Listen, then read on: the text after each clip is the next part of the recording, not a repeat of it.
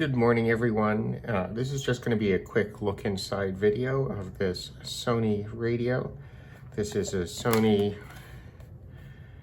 well, the model number is pretty hard to read because it looks like they had a nameplate glued over the molded information here. Given this is a Canadian radio, and I'm going to guess 1980 or so for the date of this. It probably had French and English on it, but I would suspect this is still accurate as to what the model number is, which is a bit hard to read. Model number TFM7150W, FM AM 2 band, 10 transistors, no ICs. I've tried this out. This works fine. There are a couple of things that are not perfect about it. One of them is that someone did an excellent home repair of the broken battery door, and it's had the, I think that's had the foam replaced too with epoxy. Quite clever. That works perfectly. No reason to change that. I could certainly not do any better than that. Takes double A's. It's got a cord under here. As always, a cord slot that fits the cord without being too much of a pain. Makes me happy. Let's go to put this back on for a second, just so we can try it out. The other thing that is missing is it's missing the FM antenna. Don't really try FM. FM does work if you clip a wire on, and I mean, here in Toronto you can get a number of stations without it. I have ordered a no-name eBay antenna from China, which will come here eventually. And when I have that, I'll do a video of that.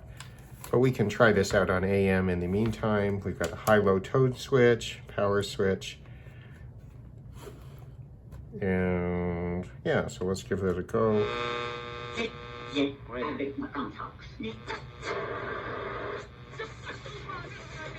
Why purely now?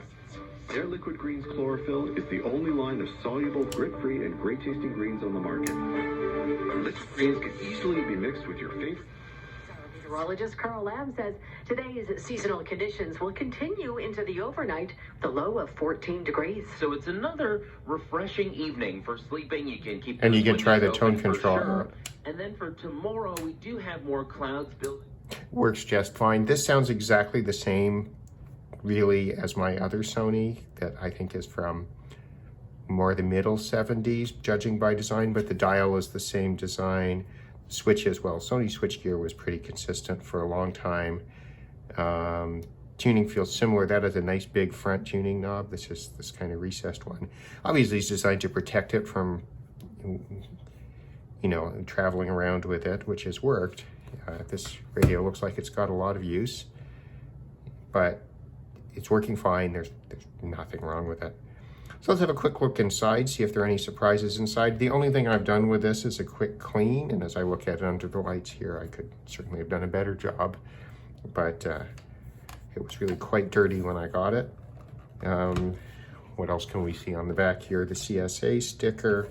On the bottom, there's the serial number is still there. Sony Radio Japan. Definitely a Japanese manufactured one, I think. Let's see, what else can we see here? Not too much. Yeah, no evidence of too much damage to the battery compartment in there. So let's pull this out because I think it's like there's a screw. And there's Sony for you. A nice hole so that you get a screw underneath here. Oh, will someone have been in this or not? Hard to tell from the first screw. That one was quite tight. I mean, certainly the person who made that kind of repair to the battery box would have been willing to if they thought they needed to. That's a long one.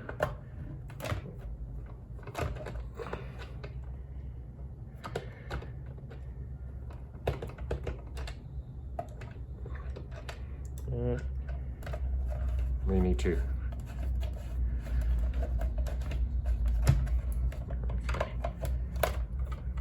one doesn't seem to want to come out easily. Well, let's see. I don't think there's going to be a lot to see in here. Well, there we go. So I think it's very similar. Same screws, I think, to the other one. Let's see.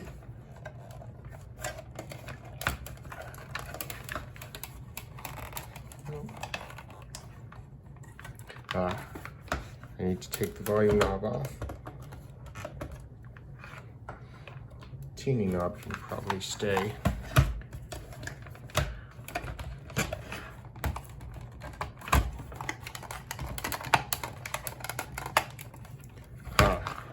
I'm going to see.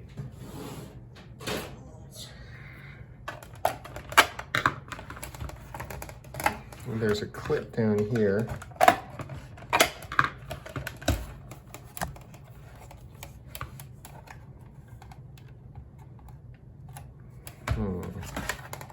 What else am I missing? Maybe a clip in here.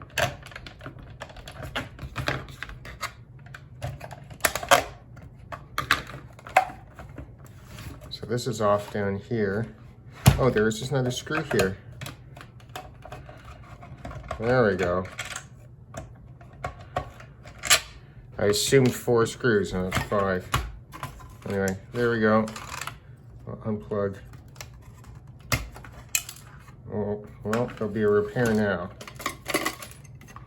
Because this battery tab, which goes on this, turn on the soldering iron here. So one battery tab has a little clip that goes right here, and the other one has a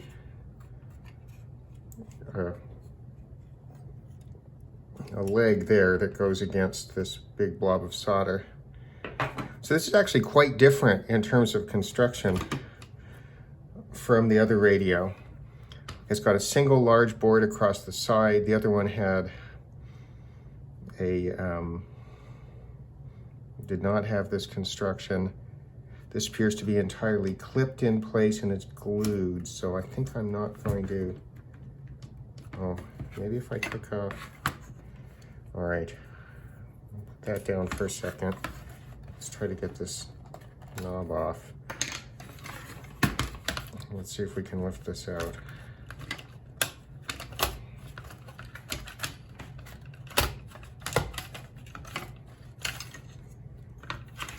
So someone has been inside. You can see this has been glued on with silicone. The glass there. Doesn't look like any of the electronics have been touched.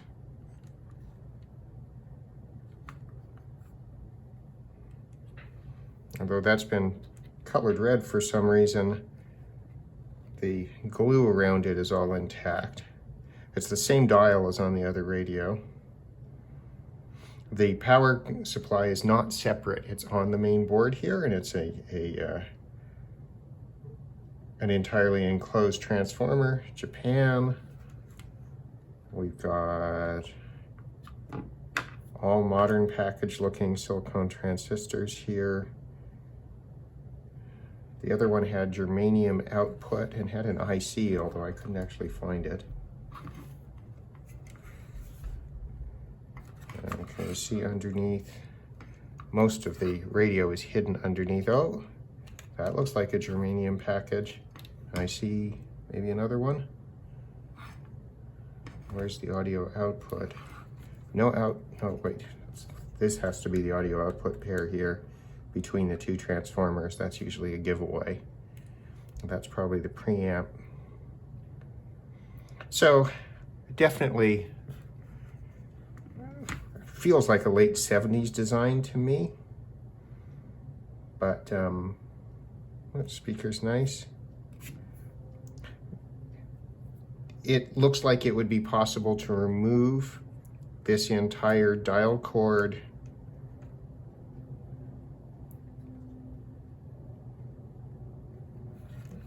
assembly, but you know, look at that, that's geared. Huh. Temptation to clean the grease out of that's fairly high. but I'm not going to do much with this except resolder that for today. So in terms of recapping it, if you wanted to do it, this is going to be the audio section, output section caps here. Those would be easy to get at. Underneath here, there's one electrolytic I can see.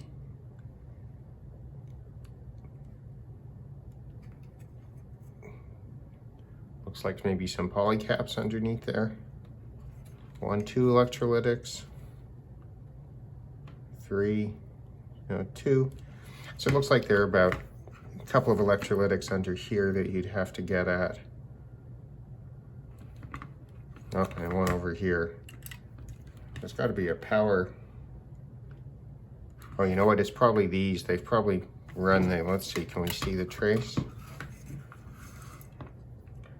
So the transformer is here.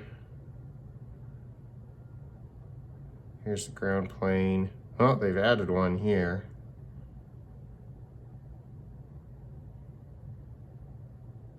Is it on the tone switch maybe? Anyway, fair bit of stuff on the back of it.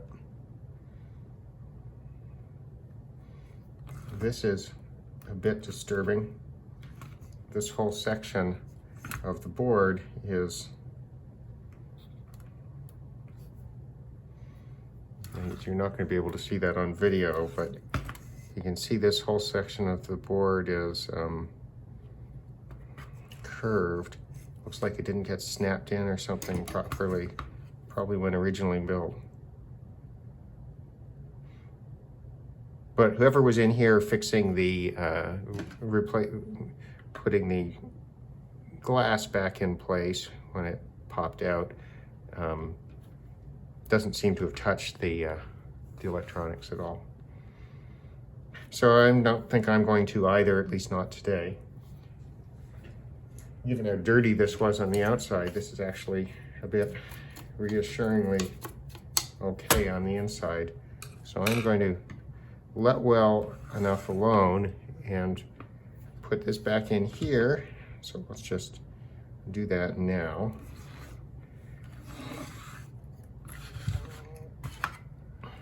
Get the power cord out of the way.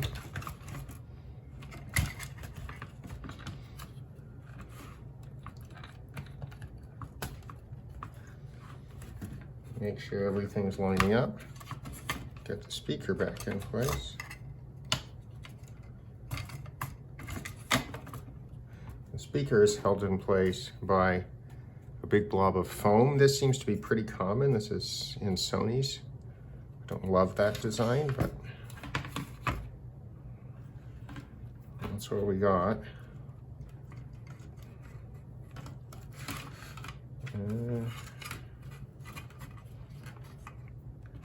I'll check the routing of that in a minute. I just want to get the soldering iron over and repair. Get the radio out of the way. I'll get this over here and we'll just solder that back on. Let me see. Pull the iron over.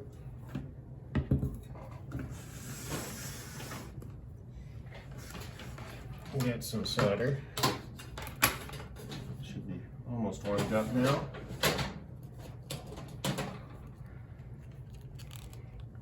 These are not the best strippers, but I'll get back here right now. Solder. And let's have a look at this. Okay, maybe I will get some pliers to hold that. So let's just bring the iron around. It's big. Okay.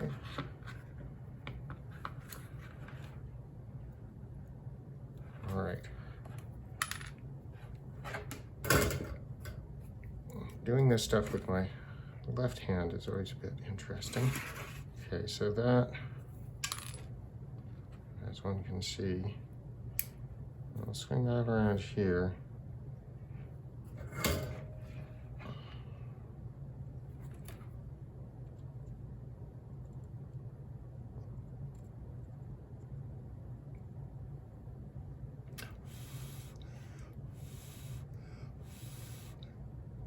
Okay, that's good enough for this purpose.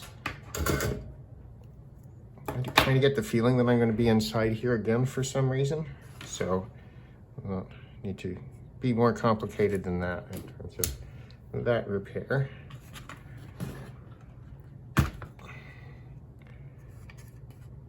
All right, so let's have a look at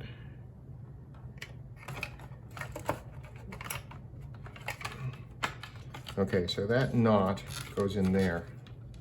Look at that. That's funny. So the knot goes into this little hole here, and then that provides a strain relief for the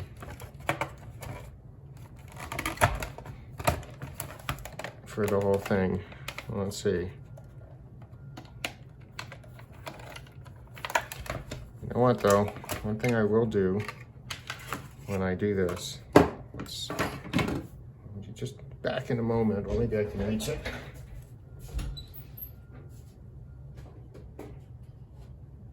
It's the only thing on this, which is a little closet off to the right.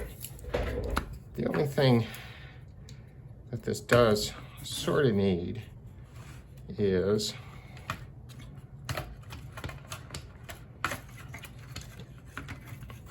the band switch, as often on these radios, could use a good cleaning. Sounds better already. This is the, make sure that'll line up.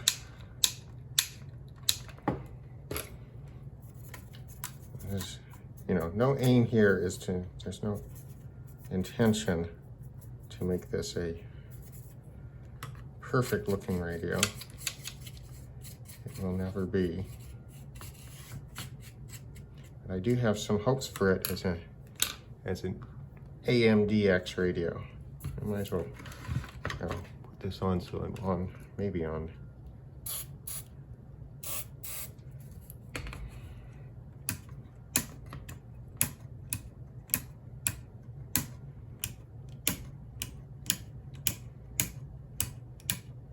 Okay, so I've got that to the left. Be careful with the speaker.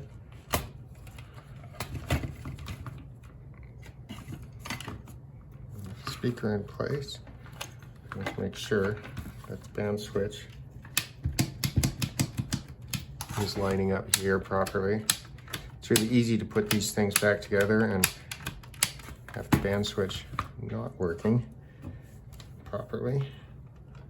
Okay, we want to be careful that this is out of the way of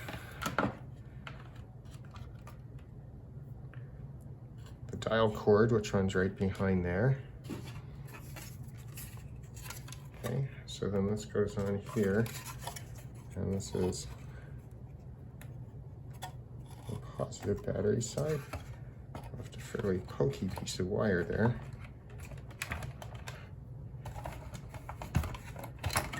Just make sure that that's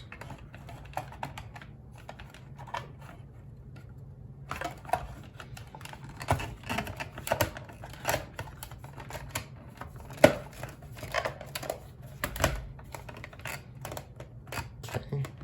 Let's put the batteries back in before I do it all up, just to make sure that it's working. We're just at the moment making sure that there's power connected. That's really the main issue here.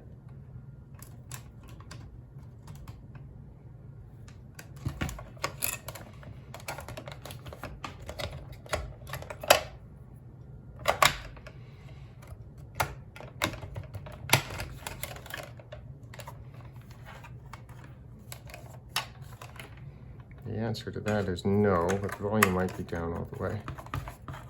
Let's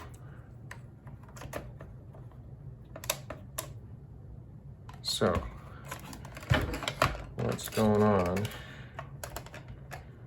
Here, of course, herein lies the danger of opening up old radios that are working.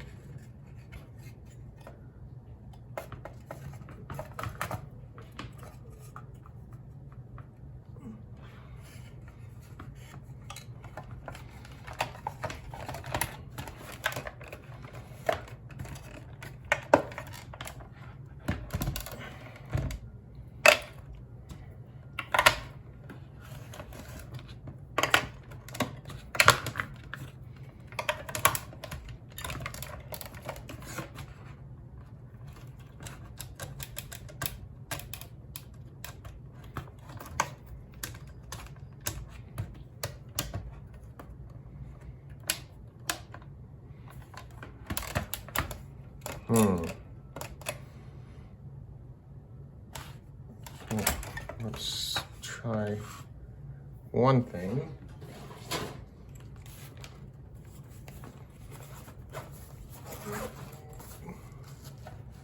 Do we actually have power where I replaced the power connector here?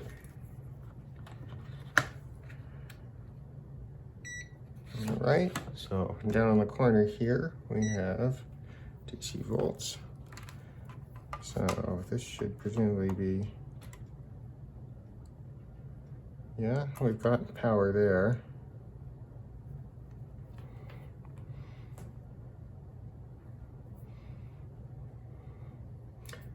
Let me think a little bit. Okay.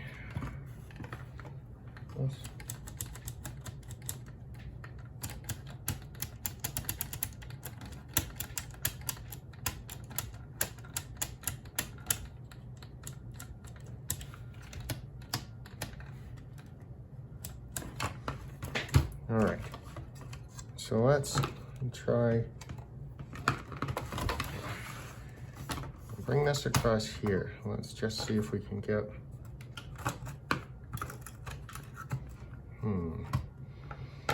what do I have? Do I have any easily accessible?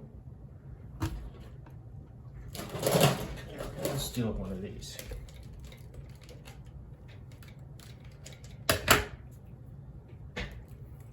So what I'm trying to do is just use this to bridge across the battery box.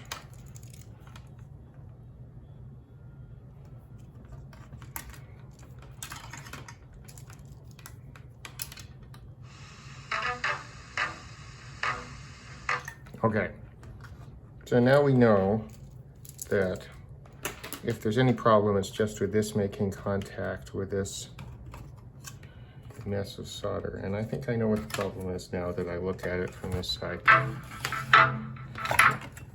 All right. The problem is that this wire was getting in the way of, that. We need to make sure that it doesn't happen. So let's try this like this. Turn it back on. All right, it's up way loud now. Okay, so it's now back together. Back together seems to be like it's going to work. So let's put the screws back in and see how that does for us. So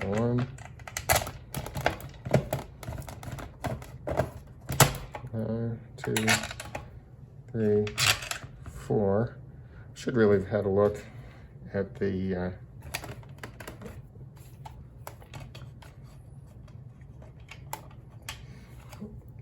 antenna attachment, but since I've already ordered the antenna, it doesn't really matter. Hopefully I'll be able to make it do with the cheap one. If that doesn't work, I'll try to get something better.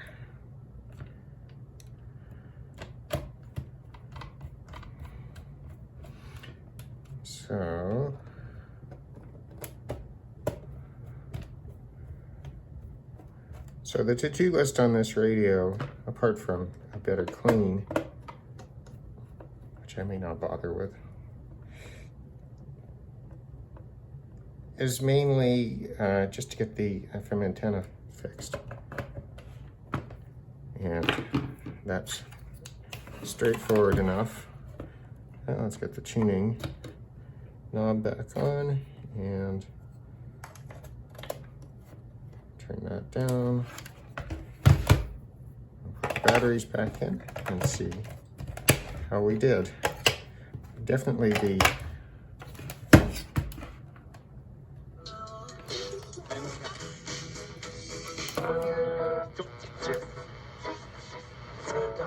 and you can see that FM,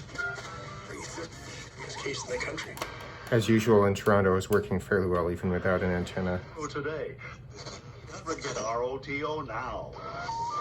It's slightly off.